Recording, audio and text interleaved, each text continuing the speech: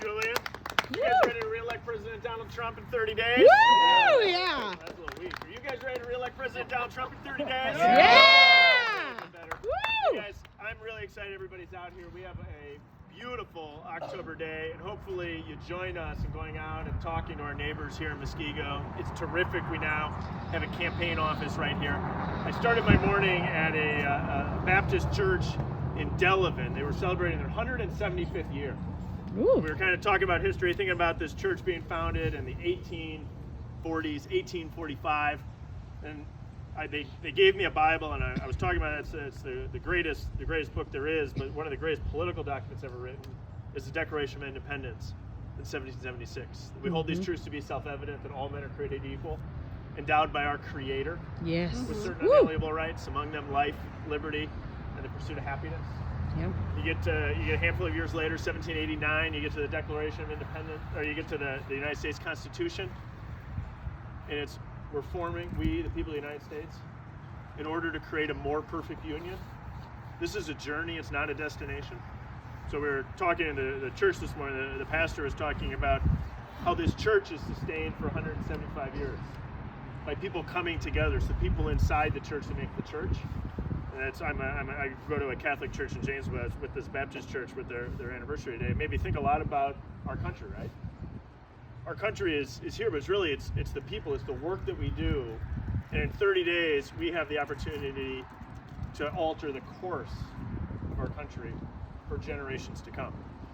It's a big, big election. Julian was spot on talking about the importance of this election in 30 days.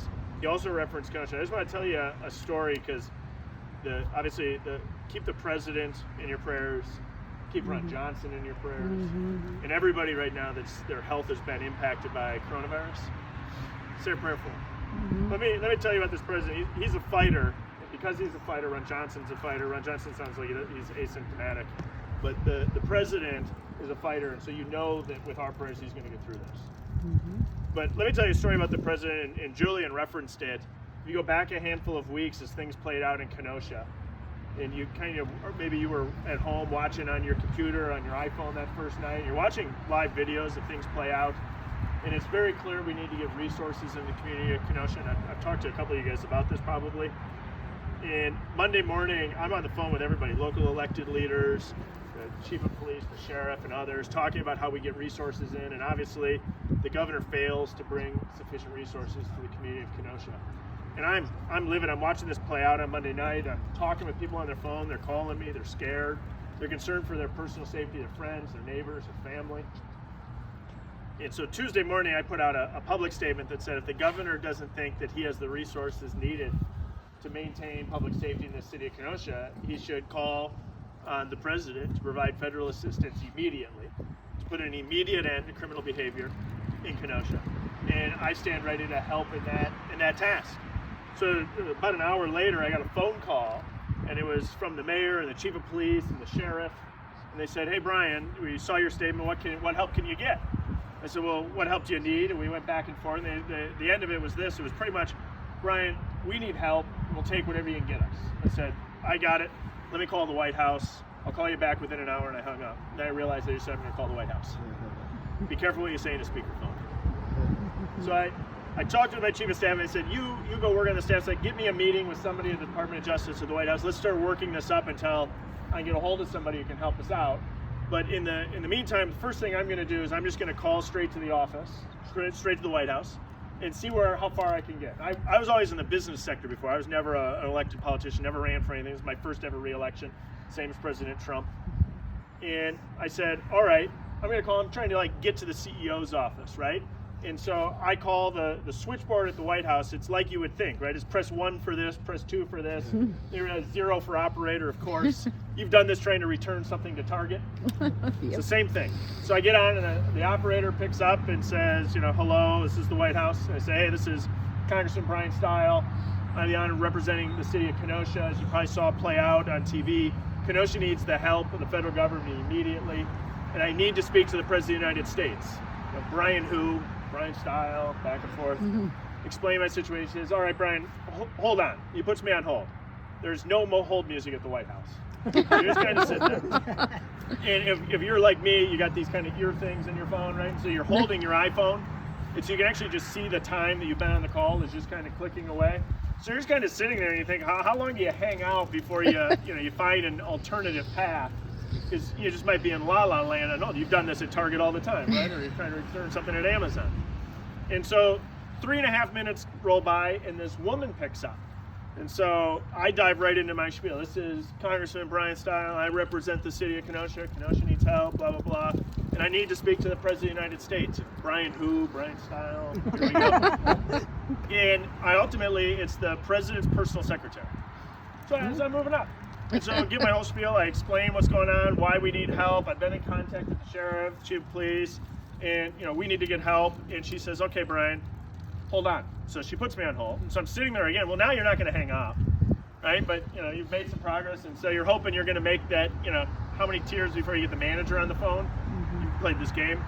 And so I'm sitting there, and I remember very vividly. I look at my phone. It's 7 minutes and 33 seconds, and this operator voice comes on and says, "You are now connected." Silence. Nobody says anything. You hear kind of like paper shuffling or something. I don't know. I'm probably to the next office. So I go into my spiel. And if you've met me before, I'm a pretty high energy guy. So I'm giving it everything I can. I'm trying to get to the CEO's office. And so Bryan Steil, represent Kenosha.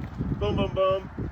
And I get really riled up at the end because I don't know who I'm talking to. And so I say, I figured I'm making some progress. So I say, I'm telling you, I need to speak to the president. I need to speak right now. You got to let me speak to the president of the... Hi, Bryan. How are you?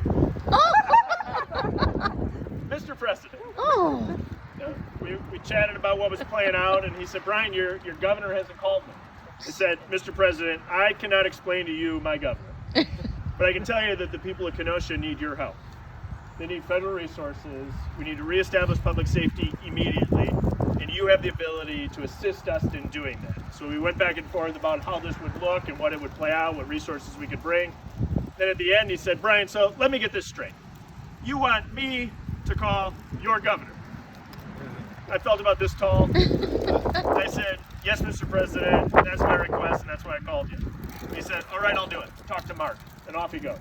And it's Mark Meadows, the president's chief of staff. And apparently Mark's sitting there on the phone. When you call the Oval Office, there's apparently other people in the office. So Mark and I have a pretty thorough conversation about how things could play out. And he ultimately in the White House calls the governor. Many of you know how this plays out. On Tuesday of that day, the governor rejects the offer of assistance, as you're aware. And Tuesday night, bad goes to worse. Not only is there property damage and there's some horrific injuries, there's also the loss of life in Kenosha. And it wouldn't be until Wednesday that he ultimately accepts this offer of assistance. And as soon as we did that, the president and federal resources flooded the zone in Kenosha. And we're arresting people that were coming into the city in particular who were there to cause criminal damage. So I'll give you a story of one of the ways that this played out, because I think it's important. I wanted to post this on my social media page, but a staff member of mine told me there's no way you can do it. And if you watch the video, it's a great video, so I'll describe the video. But if you turn the sound on the video, which I didn't do when I first watched it, it is pure curse words. So I recommend you watch it. You choose whether or not you have the sound. But in this video, and I don't know how many of you are familiar with the community of Kenosha, but there's only so many roads that go into Kenosha. Not that different than Muskego. You're going to come in on Racine or on Janesville. There's only so many roads here. There's only so many roads in Kenosha. And so if you come in on Washington, which is kind of on the north side, Washington and 30th, there's a Speedway gas station. Think of it as like this quick trip here, right? Where you're kind of at the intersection of Racine and Janesville, 30th and Washington, big intersection. And a van had come in from out of state. I think it was licensed in the state of Oregon. Yes. And so you could like give the story for me. It's licensed in the state of Oregon, and there was people from Seattle. I think they had somebody from California. And what they were doing is filling up small containers with gasoline. This group did not have a lawn mowing business in the city of Kenosha. And they called themselves Riot Kitchen, which was the guys that they were like feeding rioters or something. But what they're doing, if you talk to people, they're filling up small containers with gasoline, because that's ultimately how you make these Molotov cocktails. You fill up a water bottle with gasoline and you chuck it into a fire and the thing explodes. And you saw these fires playing out. And so they identify this man. It's U.S. Marshals working hand in glove with the Kenosha Police Department. Kenosha Police Department put out a great press release on this. I'm boring. That's what I actually posted to social media. But this van pulls out of the gas station, and out of nowhere, there are like 5 unmarked SUV police squad cars, and they completely box in this car. And they get out, they say, get out of the car. They refuse. They say, get out of the car. And this woman, who's probably like, she appears to be like 5'2", who could beat up about half of us here with one hand tied behind her back, she's tough as nails, walks up to the passenger side window with like a baton or whatever, smashes the window open. I love her. Smashes the window open, reaches in, unlocks the door, grabs the passenger, puts the passenger down, cuffs the passenger. Everybody else gets out of the car. I would too. And an plainclothes Kenosha police officer who I got a chance to meet later comes running into the scene, and he jumps in the driver's seat, drives across traffic, and ultimately in this car they find helmets, gas masks, find illegal fireworks, find all sorts of illegal stuff.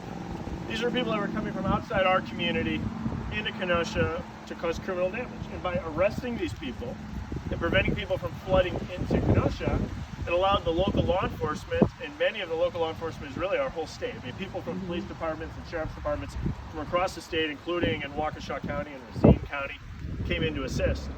They were able to reestablish public safety. And so ultimately I became like BFF with Mark Meadows. It's super weird. And so he'd get into work at 7 in the morning, which is 6 o'clock our time. So like 6:05 every day, Mark Meadows called me. And so I gave him an update and walked through and said, yeah, okay, so here's how things are playing out. Here's how public safety is being restored. I was talking to people in the command center. I was talking to the different sheriffs. And he said, Bryan, no, the president would really like to hear how that played out. You should give him a call. I said, all right. So I called the president of the United States. I talked to him in 3 minutes. I'm moving up. And I explained how things ultimately played out. And I said, if I can make a request, Mr. President, at the end of our call, I said, if I can make a request, I'd love you to come to the city of Kenosha and do 2 things. One, I think you should see the damage that was caused, because it's really powerful to see. I mean, if you're not as intimately familiar with Kenosha, it doesn't mean as much, but when you're there, you realize 60th and Sheridan, which is where some of the really horrific things occurred, that's the 4th of July parade route. Mm-hmm. Right? I mean, you come in on 60th, and my favorite memories are kids waving flags, collecting candy. It's kind of like the parade here in Muskego, goes up Janesville and turns southbound on Racine, right? I mean, those are my favorite memories of Muskego as you come down Janesville Street. Being a guy from Janesville, I really love walking Janesville Street. But that's the center. I said you should see this damage yourself. You really should just see it. And then 2, I'd love you to thank the men and women of law enforcement. And always. And he says, all right, I'll do it. And so ultimately we have a couple good nights in Kenosha, right? Public safety's been restored. And he ultimately announces on Saturday night he's going to be there on Tuesday. And so he offered me to join him on the trip in. So I fly Southwest. So I flew Southwest out to DC solely to turn around and fly back on Air Force One with the big guy. And we land, Kenosha sits on the Illinois border, so we actually land in Waukegan in Illinois. And we're gonna zip up from there up to Kenosha. And so I'm with Ron Johnson, and we're going through with the motorcade, and you look, and we're in Illinois, and all these people are lined on the streets, waving American flags, holding Trump signs, things. There were people that spray painted on cardboard, "Thank you, Mr. President." And we're in Illinois. To me, that's like generally enemy territory. You're thinking, this is unbelievable. I wonder how it's going to be though once we get up to Kenosha County. And so we cross the state line. We're going through Pleasant Prairie. I'll sound like the president himself when I say this. The response was huge.